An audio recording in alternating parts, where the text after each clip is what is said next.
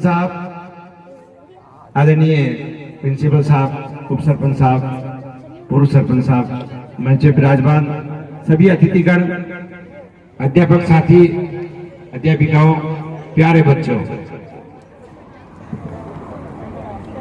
Ration जी ने बहुत गम भरा गीत सुनाया।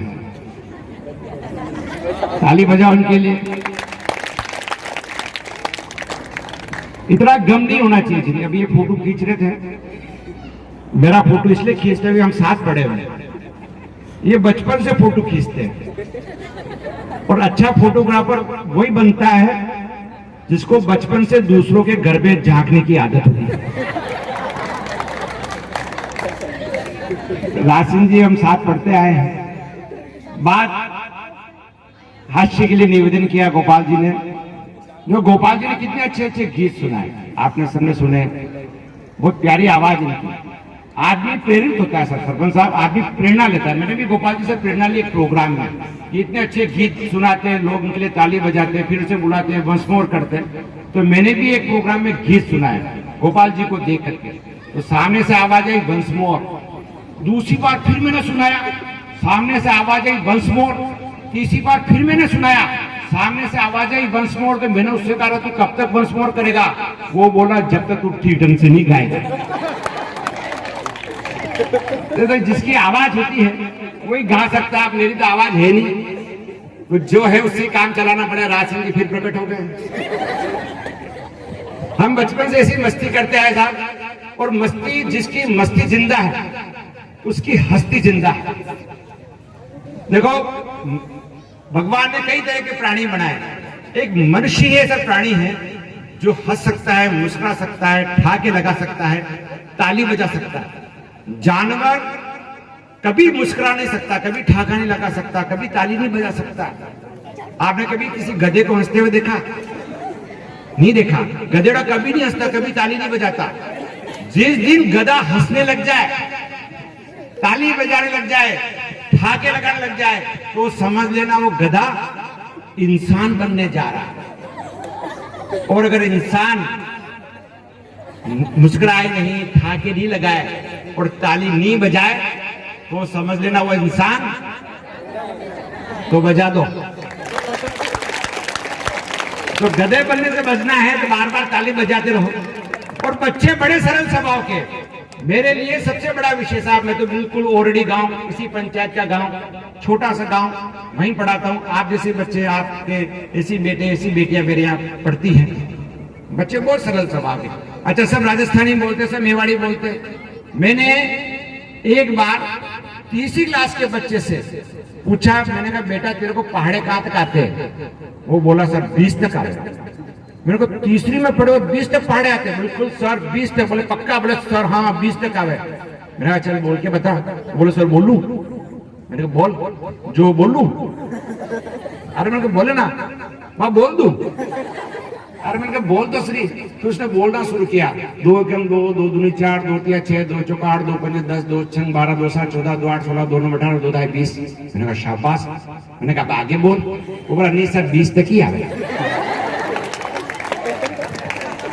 ये इतने सरल स्वभाव के बच्चे होते साहब। अच्छा, मैंने एक सर तीसरी क्लास के बच्चे से पढ़ाते पढ़ाते, राजस्थानी मेवाड़ी की मस्ती, मैंने इसी पढ़ाते पढ़ाते बच्चे से पूछा, मैंने कहा बेटा 5 सब्जी के नाम बता। मैंने कहा बेटा 5 सब्जी के नाम बता। वो छोरा खड़ा हो, बोला सर कौन सी बताऊं, जोड़ की बताऊं कि भर की?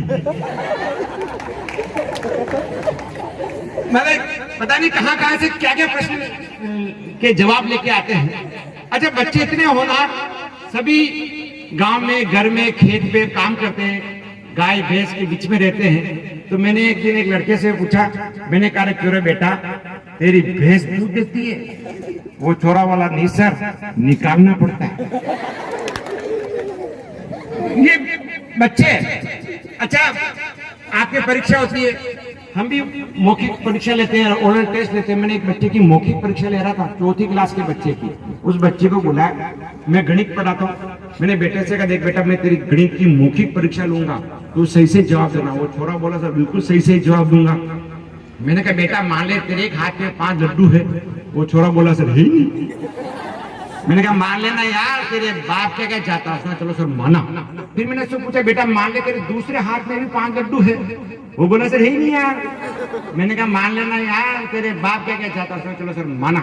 फिर मैंने उससे प्रश्न किया, मैंने देखा बेटा तेरे एक हाथ में 5 लड्डू है, दूसरे हाथ में भी 5 लड्डू है, बता दोनों मिलाकर कितने लड्डू है? वो बोला सर 20। मैंने कहा बदतमीज, 5 और 5 20 होते हैं। वो बोला मान लो ना सर, आपके बाप का क्या चाहता है? तो ऐसे ऐसे प्रश्नों से जूझना पड़ता है। अच्छा, एक बच्चे से पूछा, मैंने कहा बेटा तू बड़ा होके क्या करेगा? वो छोरा बोला कुछ नहीं करूंगा, एक गिलोल बनाऊंगा और चिरकली मारूंगा। मैंने कहा यार तुम्हारा नाम गजब रोशन करे। बोला नहीं, मैंने तो 4-5 थप्पड़ दिखाई। फिर दूसरे दिन मैंने उससे पूछा, मैंने अच्छा बेटा तू बड़ा होके क्या करेगा? बोले सर खूब पढ़ाई करूंगा, स्कूल में फर्स्ट आऊंगा, साइंस मैथमेटिक्स लूंगा, 12वीं क्लास में टॉप करूंगा, उसके बाद में इंजीनियर बनूंगा, इंजीनियर बन के विदेश में जाऊंगा, विदेश में जाकर खूब धन कमाऊंगा।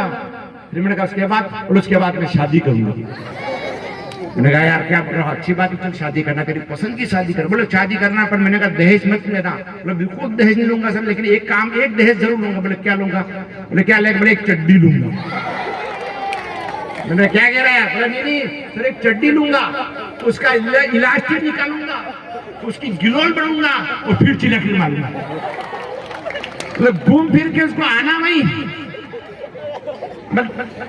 अच्छा बच्चे, अच्छा मेरा लड़का भी बड़ा एडवांस। अच्छा आज की बात बताऊं सर, कल ओरडी में वार्षिक उत्सव था। हमारे ऐसा माना जाता है बच्चों के अच्छे संस्कार, लड़कों के ज्यादा अच्छे संस्कार होते हैं। बेटियां जो होती है बड़ी होनहार होती है, बड़ी संस्कारवान होती है, लड़के भी अच्छे संस्कारवान होते हैं। मैं हमारे कल ओरडी विद्यालय में संस्कार वार्षिक उत्सव था, मैं घर पर बैठ करके तैयारी कर रहा था सर। धन्यवाद।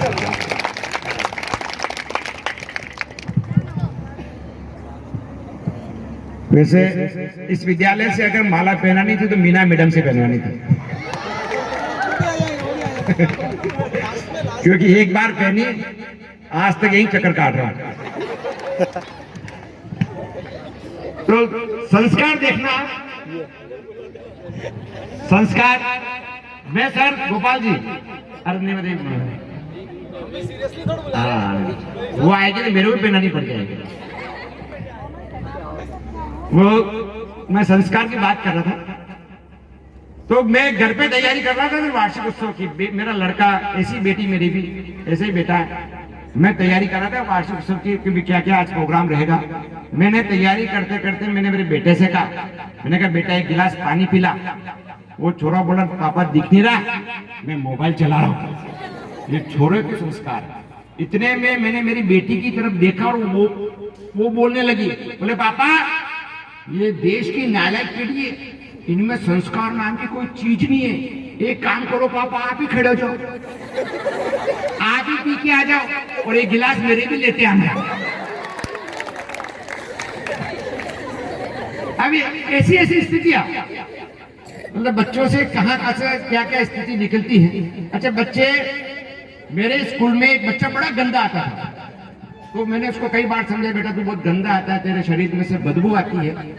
मैंने उसको एक दिन भगा दिया, दूसरे दिन फिर वो गंदा आया। मैंने उसको कहा देख बेटा तू बहुत गंदा आता है, तेरे शरीर में बदबू आती है। मैंने उसको भगा दिया। तीसरे दिन उसके पिताजी आ गया। मैंने उसके पिताजी का देखो तुम्हारा लड़का बहुत गंदा आता है, इसको इसके शरीर में से बदबू आती है, इसको साफ साफ करके भेजा करो। वो महाशय बोले मार साहब आपने तनखा भणाबा की मिले, सूंबा की नहीं मिले। तो हमें पता नहीं क्या क्या स्थितियों से गुजरना पड़ता है। हमारे पढ़ाने के तरीके में, तौर तरीकों में कई कई चीजें निकल के आती है बच्चों में से। अच्छा मेरा बेटा बड़ा होशियार, मेरा लड़का इतना होशियार है, वो 8वीं क्लास में पिछले 3 साल से मॉनिटर है।